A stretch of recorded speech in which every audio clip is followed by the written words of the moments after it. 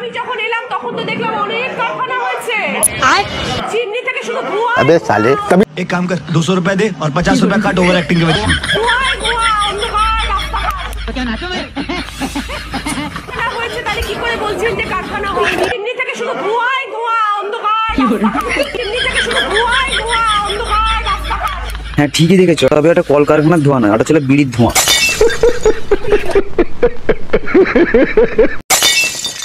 আমরা বলি মানুষকে গালি দেওয়া উচিত নয়, কখন কাউকে কটু কথা বা খারাপ কথা বলা উচিত নয়, কিন্তু মানুষ কখন গালি দেয় জানো তো?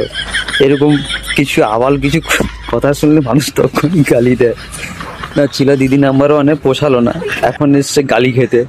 মানে মানুষ কেন বোঝে না যে ভালো সম্মানের জিনিসটাকে মানুষ পছন্দ করে না, যেটাতে গালি খিস্তি খাবে, খিস্তি দেয় মানুষ, সেইগুলোতে আসতে মানে সেটাকে বেশি মানুষ পছন্দ করে।